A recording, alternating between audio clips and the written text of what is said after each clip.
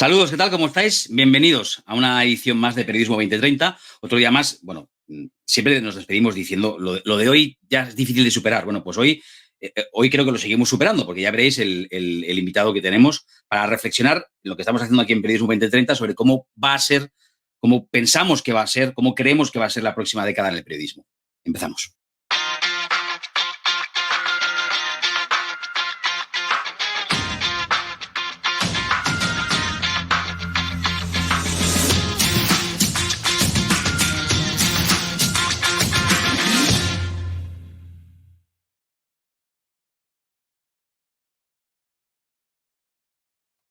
O incluso cómo queremos que sea el periodismo en la próxima década. Fernando Jáuregui, muy buenas, ¿qué tal? ¿Cómo estás?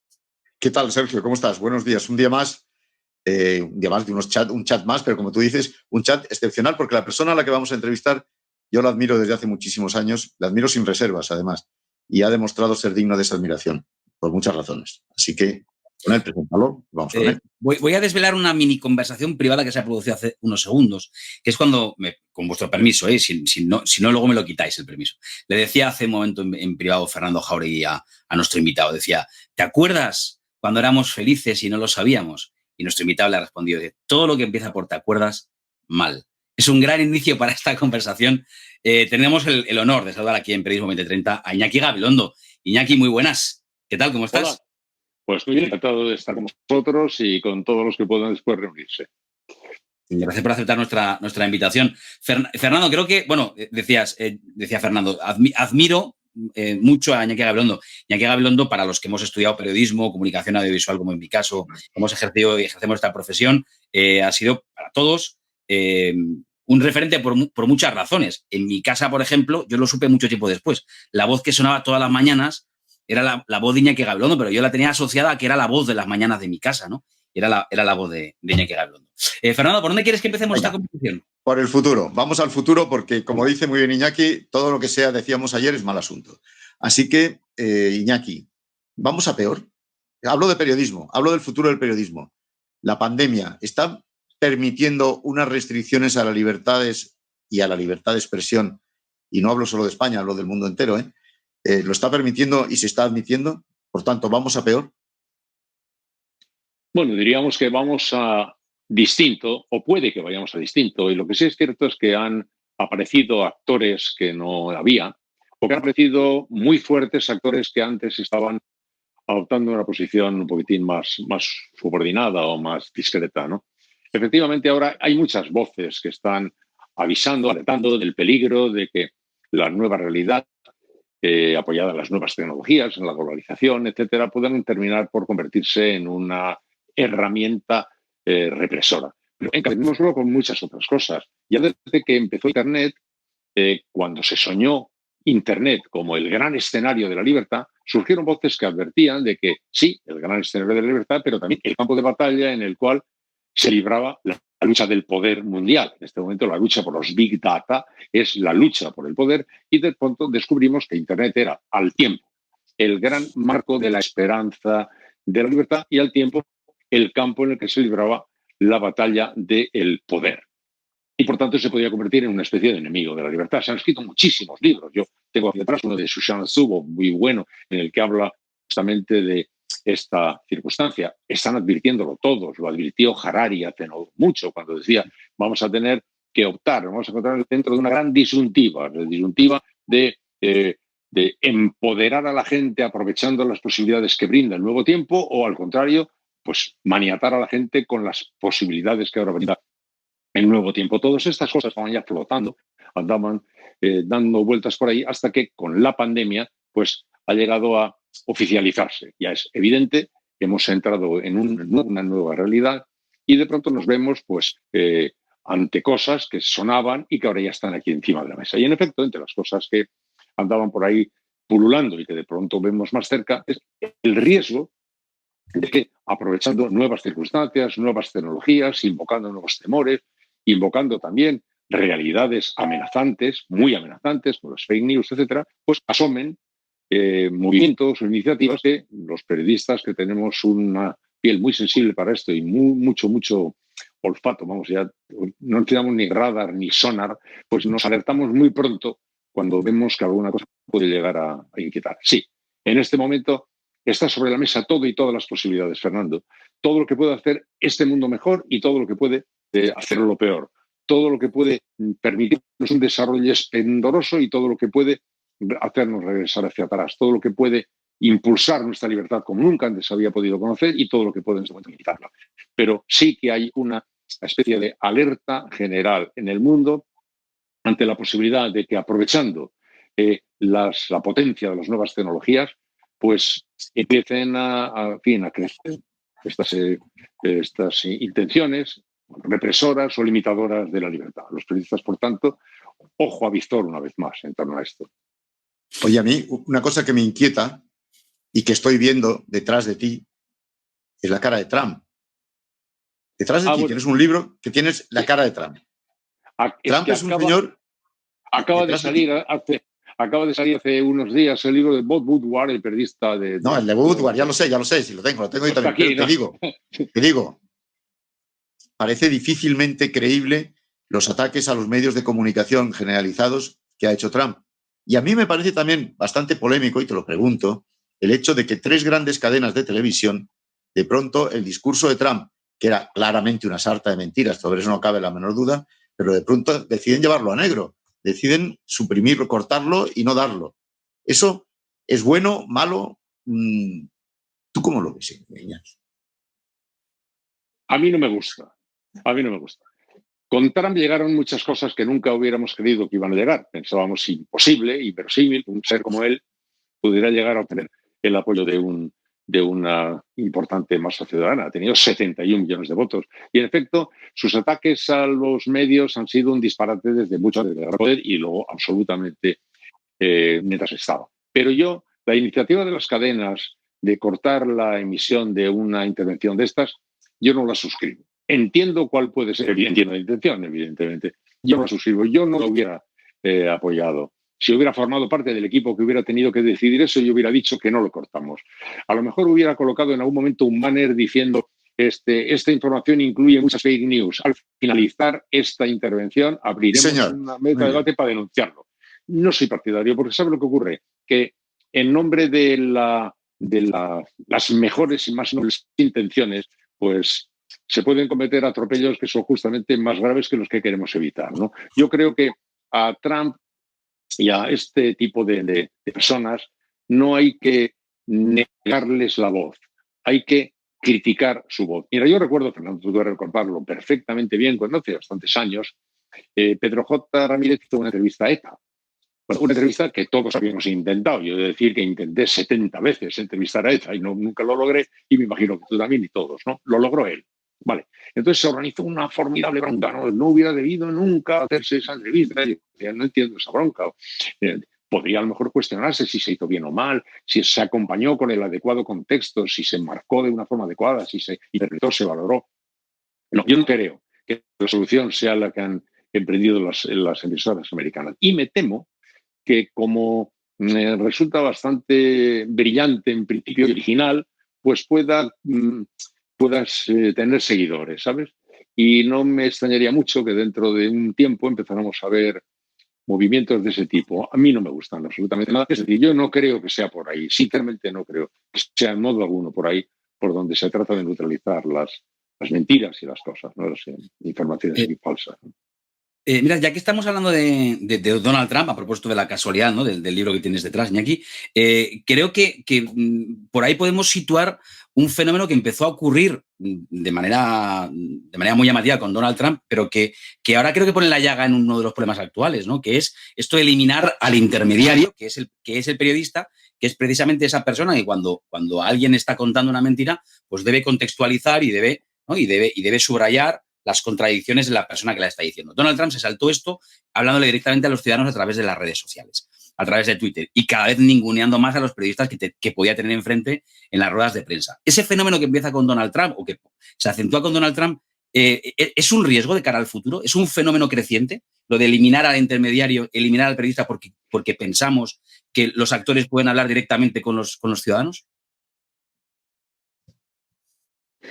Sergio, la circunstancia que señalas es anterior a Trump, en el sentido de que los medios como intermediadores, así llaman los medios intermediadores, están empezando a jugar un papel diferente al que antes jugaban. Antes todo el acceso de la gente a la información se producía a través de los medios, de la prensa, de la radio y de la televisión. Ahora ese papel mediador ha sido ya, en cierto sentido, cuestionado, sustituido o desafiado por la inmensa la luz de señales informativas de todo tipo que nos llegan sin pasar por los mecanismos de intermediación.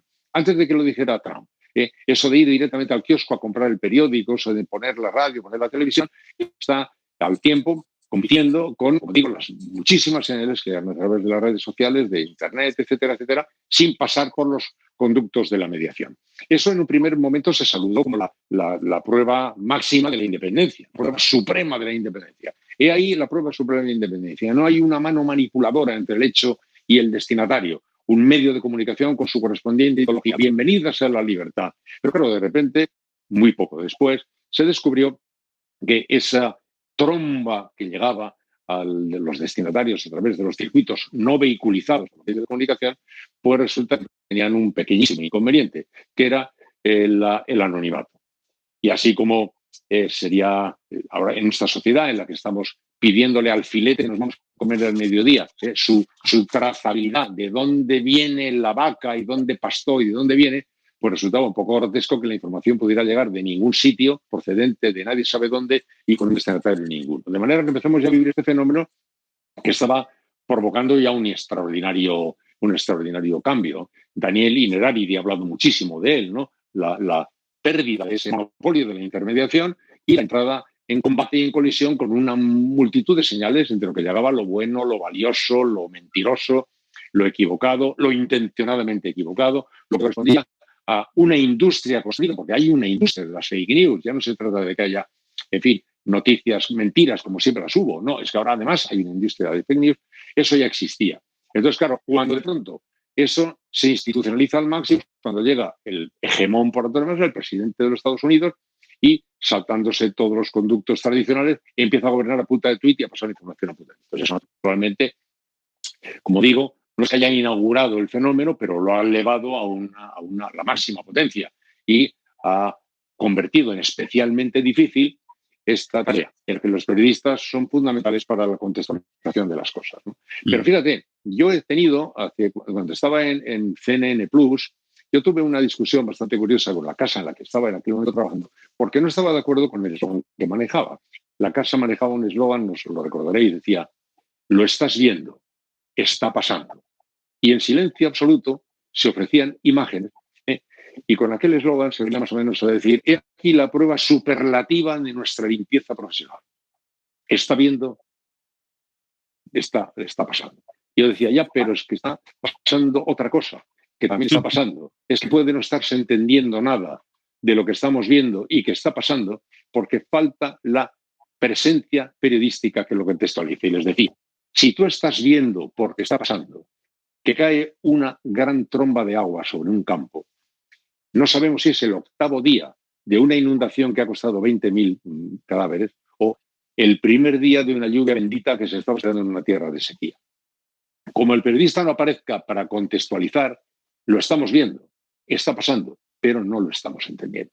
Entonces ya esta circunstancia estaba ya colocando sobre la mesa el papel del periodista como importante y como trascendental, pero durante algún tiempo pareció que no. Es más, yo no sé en cuántas reuniones he participado en las que tenía que defender el derecho de los medios de comunicación a esta vehiculización para la solvencia de las cosas, que no negaban realmente el derecho a las otras posibilidades, pero que ponían en valor la del periodismo como vehículo. ¿Cuántas veces he tenido que defenderme de los que consideraban que yo estaba defendiendo los medios de comunicación manipulados por la ideología frente al maravilloso territorio de la libertad? Bueno, ya digo, pasó un poquito el tiempo y se empezó a entender que no. Cuando Julian Assange se encontró de pronto con toneladas y toneladas y toneladas de material, lo hubiera podido soltar directamente sobre las redes sociales y no hubiera entendido absolutamente nada nadie. Hubo necesidad de que el Guardian, el Die Welt o el País o los periódicos que fueran, pues hicieran el trabajo que permitiera que aquello fuera disponible. Bueno, pues esa era una primera indicación del tipo de circunstancia en la que nos estamos moviendo, que no es una historia concluida, es una historia en marcha, que tenemos todos que ver cómo se maneja y cómo evoluciona. La búsqueda de la solvencia es lo fundamental. Y en este tiempo se ha hecho fortuna una expresión, yo lo he empleado mucho. Yo al principio creí que se me había ocurrido a mí, pero ya no estoy seguro, porque lo he oído tanto que probablemente no se ocurrió a mí y lo oí a otro. Pero lo de que en tiempo de inundación lo primero que escasea es el agua potable. Y eso lo hemos comprobado. Yo lo había comprobado en mi vida haciendo en mi programa de radio. Cuando anunciaron una gran inundación en algún sitio, llamaba mucho la atención que lo primero que escaseaba era el agua potable. Y me di cuenta que era una buena metáfora para ver, no se ocurría. En este tiempo de sobreinformación que nos llega cada 5 segundos, millones de señales de todo tipo, lo más difícil es identificar los pozos de agua potable. Eso es lo más difícil que hay. Y en este momento, pues la tarea tuya, mía, de todos los que están ahí, que quieren hacer de su trabajo algo útil para la sociedad, es acreditar su posición como una posición solvente y de agua potable, porque hay una inmensa tromba de señales informativas que no permiten distinguir las que son potables y las que son tóxicas. Y en esta nueva realidad estamos viviendo, en esta nueva realidad vamos a vivir. Como digo, no es una historia cerrada que ya nos permita dar las recetas y repartir en este momento el catálogo de soluciones. No, es el nuevo escenario. Perdona, no. Es que digo, has citado a Assange, a Julian Assange. Ha habido una gran controversia sobre si él es periodista o no, si lo ha hecho por determinados motivos espurios. Ahora estamos asistiendo a una gran presencia de políticos y de gente que no es periodista de profesión, de carrera, en los espacios informativos, las tertulias, en las columnistas, muchos, por supuesto. Esto, al final, enriquece o empobrece la profesión. Hablo sobre todo de los políticos, no del técnico que te habla de la vacuna, que también hay sobre exposición de técnicos también, supongo, pero hablo del político hablándote de la vacuna, o de Afganistán, o de lo que haga falta. Bueno, yo estuve con Julian Assange en su embajada, en la embajada de Ecuador, en Londres, cuando lo sé. por televisión con él. Y también tenía interés yo en saber cómo se veía él, ¿no? Él, en todo caso, también señala, y con tu pregunta, la realidad en la cual vivimos ahora, en la que no solo llegan señales de todo tipo, sino de todo origen y de toda procedencia, y no ya solamente vehiculizado por los medios, y ya no solamente interpretada por los periodistas, sino interpretada por el universo entero. Claro, cuando aparecen los políticos pasa una cosa muy clara, y es que en ese momento desaparece cualquier conato de imparcialidad. Se habla mucho de que los periodistas tenemos nuestra identidad y por qué no la vamos a tener, cada cual tiene su ideología, cada uno y con ella andamos viviendo. Pero cuando aparecen los políticos, aparece la ideología en combate, directo. O sea, ya ningún político hace un solo movimiento que no esté participando de la gran partida de te como una pieza o me la comes tú a mí, ¿no? Y entonces, pues claro, esto ha terminado por abaratar completamente el debate. Cuando todo lo que va a comentarse y va a debatirse, se va a debatir desde apriorismos completamente marcados, pues pierde la naturaleza. Es muy raro. Es muy raro. O sea, nosotros nos dirigimos a una sociedad en la que cada ciudadano se considera legitimado para ser completamente subjetivo, y lo es, para ser radical de Madrid, radical del Barcelona, radical del PSOE, radical del PP, radical de Vox, radical de lo que quiera. Todos tienen el derecho a serlo.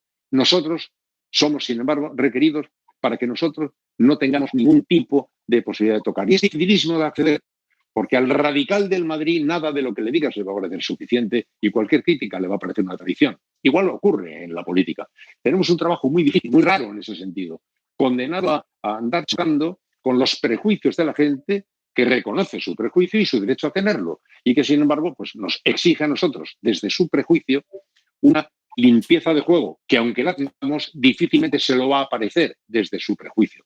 Es muy difícil. Pero cuando aparecen los políticos, pues evidentemente apuntalan ese punto de vista y hacen muy difícil las cosas, porque un político nunca deja de serlo cuando está en un medio de comunicación y en todo momento está conectado o con el plan de su partido, con la instrucción recibida en la mañana o con el movimiento. No comete un solo error al respecto.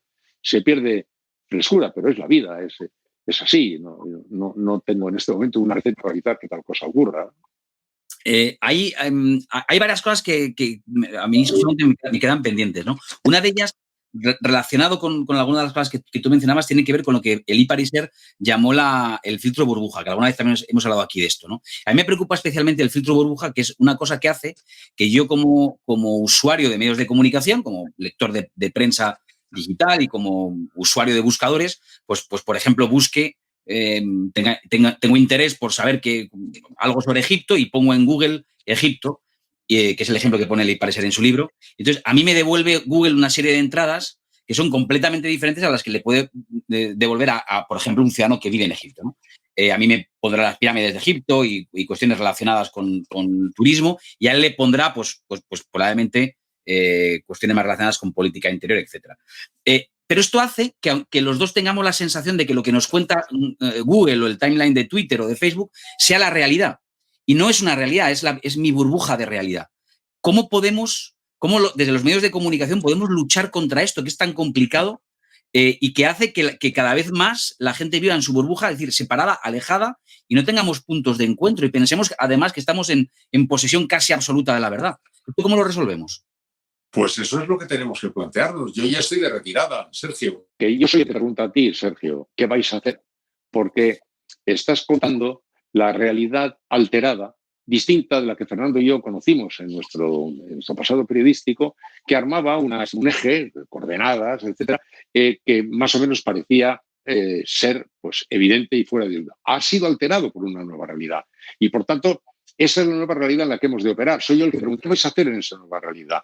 Porque no está resuelto, no hay una receta para actuar. Hay que actuar en esa nueva realidad. Y en esa nueva realidad, pues valen muchas de las cosas que nosotros aprendimos y otras no, porque tampoco se trata de que nosotros ahora decidamos que llamemos periodismo de calidad al periodismo que hacíamos y dejáramos y consideramos periodismo de no calidad al periodismo nuevo. Algunos grandes periódicos, etcétera, miraron siempre con desdén y con un poco de conmiseración a los nuevos medios, los medios que vienen a través de Internet, etcétera, considerándolos una cosa así menor. Se les trataba siempre como si fueran los hermanos pequeños, cosa de, eso es basurilla periodística, porque parecía como que la antigüedad, la soledad, otorgaba ya la credibilidad absoluta, ¿no? Y no es así. El periodismo clásico ha decidido autodefinirse como periodismo de calidad. Pero no, el periodismo clásico es clásico. De calidad o no de calidad es otro tema. Y enfrentarse al tiempo que está ahora y al venidero va a obligarle al periodismo clásico a revisar mucho sus posiciones en materia de independencia, sus posiciones en materia de relación con la propia sociedad, que en ocasiones las ha mirado desde una altura imperial. Y, por tanto, autodefinirse como medios de calidad, solo porque sean los anteriores al tiempo de las nuevas tecnologías, a mí me parece una petulancia y además una equivocación. En el periodismo clásico hay mucha calidad y mucha no calidad, y en el periodismo nuevo hay mucha calidad y mucha no calidad. No me vale para nada esa raya que nos separa un poco por los que tengan canas y cicatrices, que las exhiban, que ya tienen la calidad demostrada. No es así. Al contrario, en el tiempo que ahora mismo estamos empezando a vivir, se pone de manifiesto que un valor sin el cual no va a haber supervivencia posible, ni solvencia posible, ni identificación con la solvencia posible, es que no exista una convicción de independencia. Independencia no quiere decir falta de posición ideológica. Un medio de comunicación es un proyecto intelectual que procede de un pensamiento que quiere y que ilumine su conversación. Uno es, el ABC puede tener como objetivo pues, proyectar la imagen de la monarquía o la de la Iglesia o del pensamiento liberal o del pensamiento comunista o del Opus Dei. Eso no es malo, pero esa independencia ante la realidad, ante los hechos, esa hay que demostrarla. Y esa es una rémora que tienen los viejos medios de comunicación. Y los nuevos medios de comunicación tampoco pueden, por definición, considerarse a sí mismos ya liberados de cualquier tipo de servidumbre porque no son de los antiguos, porque también entre los nuevos vuelven otra vez a tener que pasarse los mismos exámenes de solvencia, etc., ¿no? Entonces, estas realidades han alterado muchas cosas, pero lo que tienen que hacernos es, a nosotros, autorreflexionar en la naturaleza de nuestra actividad. Nuestra actividad tiene que ponerse muy seriamente las pilas. Quien no sea capaz de identificarse como una posición de solvencia no va a poder sobrevivir. Tenemos que colocar banderitas de solvencia. Una será un medio de comunicación, o un blog, o una intervención, o una página podrá corresponder a un medio de enormes dimensiones o a una pequeñita página en un periódico de Albacete, pero tendrá que ser valorado por su solvencia, si no tienes mira. No hay ni una sola posibilidad de que sobreviva en el más que hay aquí. Yo no sé si va a sobrevivir el New York Times o el País. A lo mejor no, a lo mejor sí. Va a depender no solo de cómo se adapten a las nuevas tecnologías, que es ahora mismo lo que parece que obsesiona sobre todo, sino cómo se adapten a las nuevas exigencias de independencia, de solvencia, de periodismo extremadamente bien hecho, en el que todos los protocolos de cumplimiento, de certificación de la realidad de la solvencia se cumplan de una manera ultra exigente más que nunca, etcétera. De eso va a depender. Y mira, yo hace no mucho estuve en Washington Post, el director de Washington en su despacho, ¿no? Y estamos viendo cómo estaban adaptándose a las nuevas tecnologías, todo lo que está haciendo el New York Times, etcétera, un éxito tan grande, nuevos suscriptores, bla, bla, bla, bla, bla, y decía, ya, pero la batalla fundamental no está en cómo hagamos eso, que es fundamentalita. Mucho más fundamental todavía es que nos vean como una referencia de independencia. En su caso era especialmente delicado, puesto que el dueño de Washington Post es Jeff Bezos, el de Amazon. Amazon es el dueño de Washington Post. Entonces, ¿cómo se consiga mantener la independencia ante la audiencia, la sensación de que están jugando con los códigos del precepto periodístico máximo, es más importante que el jugueteo de las nuevas tecnologías, que está produciendo algunos efectos, a mi juicio, muy perversos. Déjame que te señale dos, ¿no? Eso de un periódico de máxima importancia coloque a todo correr los likes, ¿no? Esta información ha recibido 27 me gustas, esta 27.000. ¿Qué es eso? Eso es un elemento con el cual uno se anda paseando como un gallo para demostrar que va colocado en el terreno correcto. No es así. Y ahí es donde yo tengo hace algún tiempo una pequeña teoría, que sí que te la cuento, sobre lo que yo llamo el paraperiodismo. No, quiere decir que cuando los medios de comunicación que están viviendo en pánico financiero, han descubierto que estaban muy lejos de la gente, para acercarse ha empezado a valorar mucho lo que a la gente le gusta. Y entonces ahora está en los likes, ¿no? Y además es incluso muy frecuente, muy importante. Pongo a todo lado las noticias más seguidas, 27.000 likes, 37.000 likes. Para decir, fijaros cómo somos de buenos que estamos dando en la tecla, ¿no? Y entonces yo creo que eso está necesitando de ser revisado. Y ponía el ejemplo de la parafarmacia. La industria de la farmacia descubrió que había unas grandes posibilidades comerciales en territorios no directamente relacionados con sus fármacos, pero vinculados a ellos, con primos o hermanos de ellos, ¿no? Y de una manera muy legítima, pues para optimizar su propia actividad, pues creó un terreno en ese capítulo, pero le llamó parafarmacia. No le llamó parafarmacia. Entonces, se legitimaba, por supuesto, su derecho a moverse por los terrenos pues más o menos vecinos al mundo de la farmacia, pero para evitar caer en equívocos, pues le llamó parafarmacia. Yo creo que el periodismo debía acuñar el término de paraperiodismo también. Llamamos periodismo a muchas cosas que son muy diferentes entre sí, Sergio, pero vosotros lo sabéis perfectamente bien, ¿no? Hay elementos que no están exactamente jugando en el código del periodismo que merecería ser llamado de calidad, sino en esos territorios de la comunicación que también tienen posibilidades de ser jugados, pero que se ponen la etiqueta de periodismo. Deberíamos acuñar el término, ¿no? Periodismo es una cosa distinta. El periodismo de calidad, naturalmente que busca gustar, naturalmente que busca lectores, naturalmente que busca oyentes, naturalmente que busca espectadores, pero no se preocupa solamente de saber lo que el público quiere, se preocupa de saber lo que el público tiene derecho a saber. Y lo que el público tiene derecho a saber es una misión del periodismo de calidad, tanto si recibe muchos likes o si recibe pocos likes. No digo que no sea interesante el dato de lo que guste, pero no puede ser el dato que construya la jerarquía de la organización informativa. Entonces, ese elemento del periodismo de calidad tenemos que redefinirlo. ¿A qué llamamos periodismo de calidad? ¿A qué vamos a llamar periodismo? ¿A qué llamamos periodismo que se considera padre e hijo de la democracia? Si la democracia no puede vivir y sin él no puede vivir la democracia. ¿Qué papel juega la sociedad en la construcción de la democracia, en la construcción de la libertad individual? ¿Qué papel juega? Reafinemos el tema, que tiene muchos vecinos de muy distinto color, puede haber confusión, fijémoslo bien, centrémoslo, llamemos a eso periodismo y acojamos con toda naturalidad y con toda alegría y con toda sonrisa y sin problema ninguno, ni escrúpulos ni tonterías, esos otros elementos están muy bien, pero que no están muy bien si se llaman periodismo. Si les llamamos paraperiodismo, bienvenidos sean, ¿no? Entonces, en este momento estamos en un momento de gran cambio. Yo decía, estamos en el centro de un terremoto. En el centro de un terremoto es dificilísimo poder saber qué va a pasar. Uno trata de sobrevivir. Los medios, desesperados desde el punto de vista financiero, tratan de flotar. Están flotando infinidad de otras señales. Infinidad de otras señales. Vemos el mundo que cae, pero no vemos el mundo que están haciendo, pero están haciendo. Y me gusta a mí repetir una frase que dice, hace mucho ruido el árbol que se cae, que la hierba que crece, pero es que está creciendo mucha hierba. No sabéis la cantidad, pues sí sabéis, la cantidad de iniciativas que hay en el mundo periodísticas, desde periodismo sin ánimo de lucro, es que hay millones de pequeñas iniciativas que están circulando por ahí, al tiempo que el periodismo clásico está también introduciendo grandes reflexiones sobre qué tiene que hacer.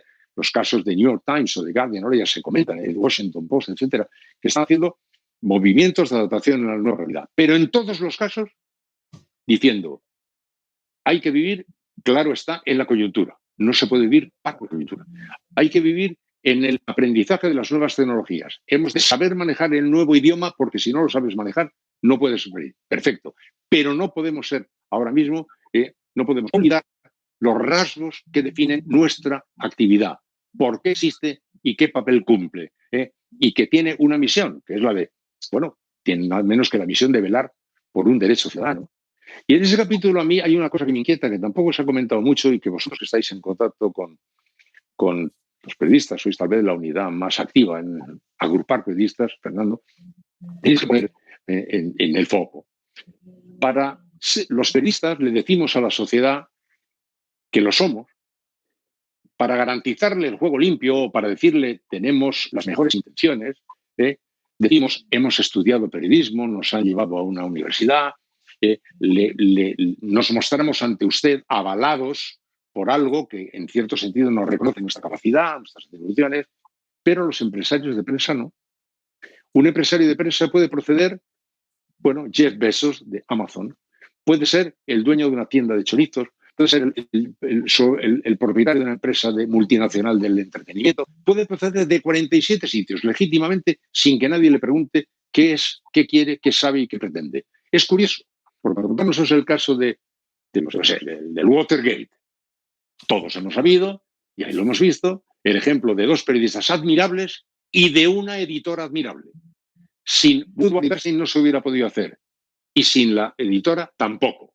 La suma de los dos nos ha llevado al convencimiento de que los periodistas y los editores y los propietarios, etcétera, tienen que vivir juntos. El director de Washington Post me decía, estoy muy contento de que Jeff Bezos, para el cual el dinero del Washington Post es calderilla en el mundo en el que él se mueve, ha hecho una apuesta absoluta por nuestra independencia. Sabe que el día que no lo hagan nos vamos todos al río.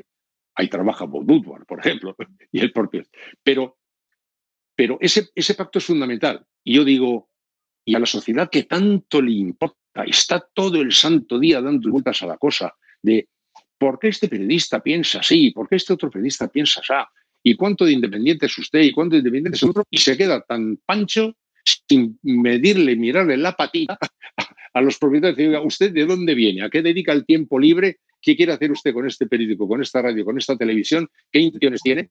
Como el padre que le dice al aspirante al novio de su hija, ¿no? A ver, ¿usted de qué va? Es muy curioso. Nunca un derecho fundamental ha estado tan en manos del azar. En manos del azar.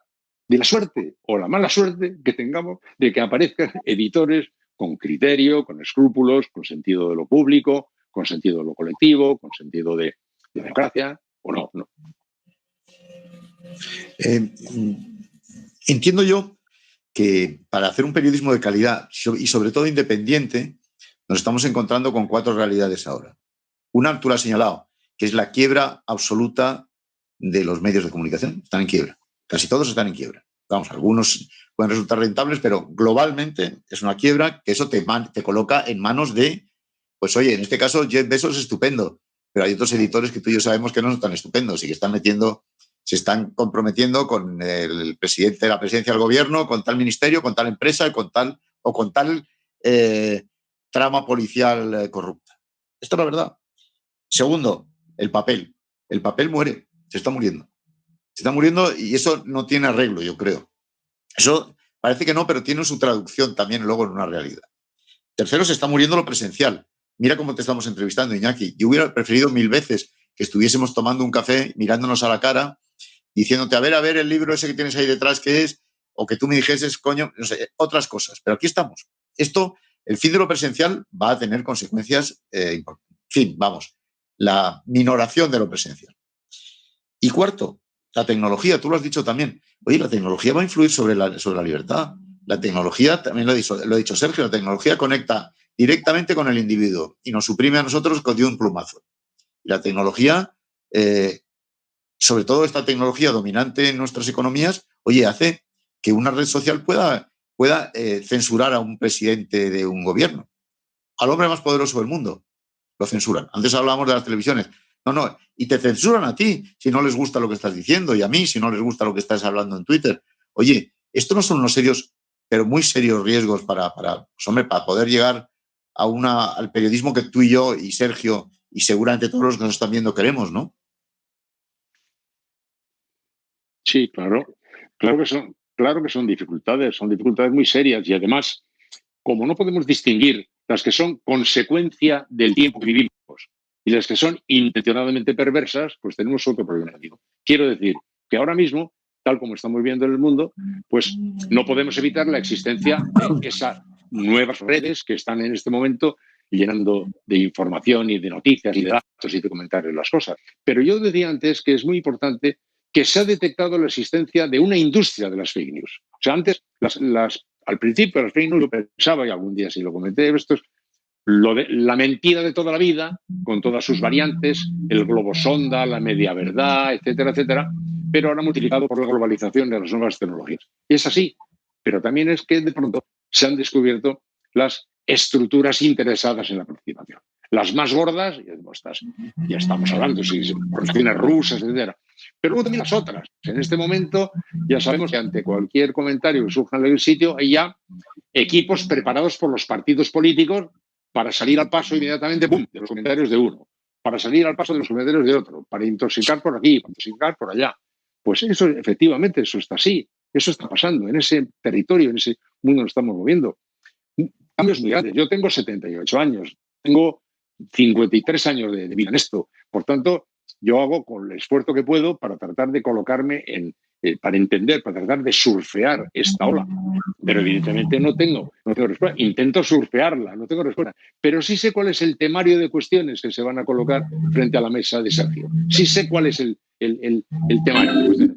Para mí es suficiente con surfear y tratar de salir a flote, pero me parece tan muy difícil encajar con naturalidad tanta anomalía en mi vida, es que es completamente diferente, pero está por ahí. Ya digo, en las nuevas tecnologías pues hay mucho temor, Pues Harari, yo hablé con él hace poco y me decía eso, que tiene que optar esto. Tengo este libro, es una que se llama, no sé cómo se llama, si quieres lo miro y te lo digo, La era del capitalismo de la vigilancia, se llama, ¿no? El propio Stephen Hawking, poco antes de morir, yo tenía una cita con él para hacer una entrevista, finalmente no se pudo hacer, pero él tenía mucho recelo sobre las cosas. Hay una alerta despierta y preocupación, interés en ver cómo se manejan estas realidades, que están llenas de posibilidades, enormes posibilidades, pero el tiempo nos está desafiando y básicamente a los que llevamos toda la vida en esto nos desafía de una manera muy frontal, porque nos pone boca abajo directamente, ¿no? Y ahí ya digo, yo hago lo posible para entender y para adaptarme, ¿no? Pero sé que los elementos de sustancia seguirán a mí. A mí me consoló cuando el Martin Barron, el director de Washington Post, me decía, mira, Iñaki, no te preocupes, no te preocupes. Las nuevas realidades van a transformar muchas cosas, pero en el fondo, la sustancia, la línea de fondo, no solo va a seguir viva, sino que o sigue viva o se muere todo lo demás, con todo su aparataje tecnológico. El sentido de, como digo, de la decencia personal y profesional, la independencia de criterio, la conciencia de ser útil, la voluntad de serlo, etcétera, eso es fundamental. Claro que la independencia, pues lo sabéis mejor que yo, pues está permanentemente siendo malinterpretada. España es un país en el que llaman independiente, bueno, más o menos a los que piensan como él, como dice, ¿qué es el humor inteligente? Le preguntaron a uno, ¿qué es el humor inteligente? Y dice, el humor inteligente es el que me hace gracia a mí. Bueno, pues el pensamiento independiente es el que se parece al mío, ¿eh? El que no se parece al mío no. Y es un planteamiento en cierto muy soberbio, diciendo, es tan lógico lo que yo pienso, que si alguien piensa lo contrario de lo que yo pienso, debe ser o porque tiene mala fe o porque es idiota. Y entonces se produce una gran dificultad para entender esta relación. El país no sabe discrepar. Aquí cuando alguien discrepa dice, me quiere llevar la contraria. Es una especie de obstinación de la realidad. No sabemos discrepar. Y como no sabemos discrepar, pues no sabemos entender el concepto de independencia. Entonces, sí, hay independientes de derechas y dependientes de derechas, hay independientes de izquierdas y dependientes de izquierdas, pero las etiquetas están ya marcadas. Es muy difícil el acceso al siguiente piso de la comunicación porque queda bloqueado de salida. Tú eres antimadridista. ¿Así? ¿Por qué? Porque eres del Barça. Vale, ya está. Entonces ya la conversación sale frustrada. Y en nuestro país está ese debate totalmente adulterado. Como consecuencia de muchas cosas que sería también largo de hablar, el pasado desde la transición hasta aquí ha incluido pecados morales muy grandes que nos han hecho mucho daño, han marcado mucho a los medios y han identificado a quienes trabajamos en los medios de una manera automática con objetivos o con objetivos empresariales, que no estaban exactamente en la intención de los periodistas, etcétera, pero han adulterado el debate. Y en este momento ya se sabe que si eres conservador o liberal, tienes que oír el COPE, tienes que leer ABC, tienes que leer El Mundo. Y si eres progresista, entonces tienes que oír la cadena SER, tienes que leer el diario El País, etcétera, etcétera, haciendo ya unas rayas que neutralizan mucho nuestro trabajo periodístico, porque ya empiezas con un lastre puesto, empieza ya, la gente va a las reuniones de los medios como quien va a misa, a comulgar sus certezas, y a encontrarse con sus padres, sus padres espirituales, y eso, claro, hace que nuestro trabajo esté siempre muy difícilmente metido. Y eso es algo que deberíamos considerar también un problema a desactivar. Tratar de introducir en la sociedad esa especie de la buena nueva de que los medios son legítimamente de un color o de otro color, pero eso no en modo alguno puede neutralizar su independencia. Y nos hemos hecho mucho daño. Mira, los periodistas y los políticos hemos hecho un daño infinito al periodismo. O sea, yo, por ejemplo, en la política, yo sé que los del PP son unos ladrones porque me lo ha contado el PSOE. Y sé que los del PSOE son unos ladrones porque me lo ha contado el PP, ¿no? Y en los periodistas somos iguales. Yo sé que tal es un sinvergüenza porque lo ha contado este. Y él ha dicho que yo soy un sinvergüenza, etc. Y hemos ido haciéndonos papilla. Y luego salimos todos con cara de sorprendidos diciendo, ¿por qué está tan desacreditado el periodismo? Pero ¿quién se ha ocupado de hacerlo? Sino nosotros, que hemos contado lo canallas y sinvergüenzas que son todos los rivales. Eso no lo hacen los bancos. Ningún banco te dice, deposite sus ahorros en mi banco, porque si los deposita en él, de repente le van a robar, que son una banda de másters y de sinvergüenza. Y no se trata de que no tengan una rivalidad feroz, pero han tratado de defender el activo formidable que significa su peso institucional como entidad, como cuerpo en la sociedad. Y nosotros nunca hemos defendido nuestra importancia en la sociedad porque la hemos destrozado ante los demás. No le digas a este que es un sinvergüenza redomado. Ese habla por la boca de tal. Ese escribe porque le dicta. Eso practicado durante tanto tiempo ha llevado a la gente al convencimiento de que efectivamente no existe ni una sola brizna de independencia de nadie y que desde luego es totalmente imposible ser independiente si es de la ideología diferente a la mía. Solo son independientes los de mi ideología. Como le pasa a Donald Trump, que está recelando muchísimo de todos los votos que se obtuvieron en Minnesota, pero no ha tenido ninguna duda sobre los que lo ha obtenido los estados que ha ganado él. Eso es ningún problema. Ha dicho, ¿qué ha pasado en Florida? No, ha ganado. Bueno, pues eso yo creo que también nos ha hecho a nosotros mucho daño. A la política, a su vez, ¿qué quieres que te diga? La política está totalmente desprestigiada en la sociedad porque se han tomado muchas molestias políticos en demostrar a la sociedad que ninguno, salvo ellos, es digno de confianza. Y eso está también contribuyendo a jugar un papel muy neutralizador en la acción de la comunicación, muy neutralizador. A mí eso me horroriza. A mí me horroriza que se descalifique a una persona porque proceda de otro sitio, esté en otro medio. ¿Pero qué estás diciendo? ¿Cómo hemos podido caer tan bajo? Y cómo luego lamentamos que la información tenga estas dificultades. Así que deberíamos hacer, por un lado, este ejercicio de separar el periodismo del periodismo, afectuosamente, pero separado, con claridad, y mantener las discrepancias con la dureza que sea precisa, pero sin que en modo alguno eso pues invalide o desvalide a los que tienen una opinión completamente diferente de la nuestra, o a lo mejor ni siquiera tan diferente, porque esta es otra. A los partidos les gustaría muchísimo ser mucho más diferentes de lo que son. Les encantaría. De hecho, están todo el día haciendo esos esfuerzos para parecer más diferentes de lo que son, porque no lo son tanto. Y en algunas cosas mucho, pero en otras no. Sin embargo, esta necesidad de agudizar esa diferencia. Bueno, a mí eso me ha parecido al cabo de los años una pérdida colosal. Yo he trabajado en radio toda mi vida y la radio tenía siempre un valor transversal que yo consideraba un activo de primerísimo orden. Era un rasgo que definía la radio, muy transversal. Luego esto ha ido, por diferentes historias que otro día comentamos, pues haciendo este tipo de cuadrículas, y a mí eso me parece una pérdida gigantesca para la radio, gigantesca. Que la radio sea finalmente una agrupación de como si fueran miembros de una misma colectividad, y eso me parece una pérdida extraordinaria. La búsqueda de la transversalidad, al menos esa transversalidad, es decir, con tu legítima ideología, tienes todo el derecho a defender los principios que estás defendiendo. Tu periódico nació para hacer más fuerte la idea de la monarquía. Me parece muy bien. Y tú, para hacer más fuerte la idea de la Iglesia, o la idea del liberalismo, la idea de lo que quieras, me parece muy bien. Y eso es legítimo y no pasa nada. Y eso no quiere decir que seas ni más independiente ni menos independiente. Y esa es una tarea que tenemos que hacerla todos a la vez. O sea, yo tenía que entender, escuchen ustedes a la COPE, por favor, está llena de profesionales de primera categoría, de una honradez superlativa, pero muchas veces no piensan como yo. Y etcétera, etcétera, etcétera. Y eso nos hubiera podido ayudar. Ya es tarde, porque la sociedad ha hecho ya es tarde para mí. No lo será para Sergio, al que le encomiendo esta misión. Pero vaya, para mí es difícil. Bueno, de hecho, antes ya apelabas a, ¿no? Cuando yo te preguntaba, decías, bueno, ¿qué vas a hacer tú o qué vais a hacer vosotros, ¿no? Para solventar esto. Y la verdad es que me has dejado ahí, ya llevo un rato pensando, ¿no? Decir, bueno, al final la única respuesta que tengo está llena de preguntas, que es, pues mira, pues nos hemos juntado, entre otros, aquí los de Periodismo 2030 para preguntarle a toda la profesión, oye, para reflexionar, ¿no? ¿Cómo queremos al menos que sea esto? Tenemos que, yo estaría toda la mañana hablando contigo, toda la noche hablando contigo, y seguro que Fernando también.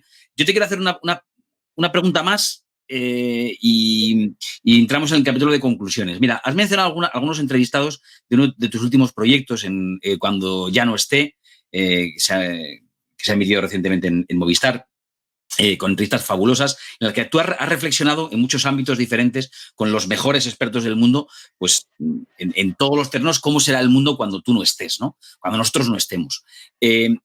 Es casi lo que hemos hecho en esta conversación, hablando sobre periodismo, pero te quiero preguntar ya más que cómo piensas que será, ¿cómo te gustaría que fuera? Si tuvieras que definir un par de rasgos, ¿no? Creo que ha salido un poco por ahí, pero por irlo centrando y por dejarlo ahí casi en titulares, si quieres. ¿Cómo nos gustaría que fuera el periodismo cuando nosotros no estemos? ¿Más humano, más cercano, más honesto?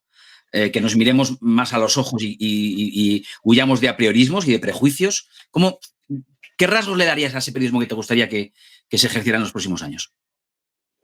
Pues mira, te hago primero una brevísima introducción y te respondo. Cuando yo fui por ahí, por el mundo, tratando de ver cómo iba a ser el mundo, volví convencido de que llevaba la pregunta equivocada. La pregunta no es ¿qué va a pasar? La pregunta es ¿qué vamos a hacer? Con todos los científicos que yo he hablado, cuando les preguntaba, después de lo que me contaban, asombrosos prodigios que podrían colocarse sobre la mesa de la humanidad, y preguntaba, entonces, ¿qué va a pasar? Se volvían para decirme, yo qué sé, depende de lo que hagáis. La pregunta no es qué va a pasar. La pregunta es qué queremos hacer. Volvamos al periodismo. Me parece muy bien formulada tu pregunta. No es qué va a pasar, porque yo no sé qué va a pasar. Pero sé que tenemos que preguntarnos qué queremos hacer. Y cuando decidamos qué queremos hacer, empezaremos ya a influir en qué va a pasar. Decía Séneca, no hay vientos favorables para el que no sabe a dónde va.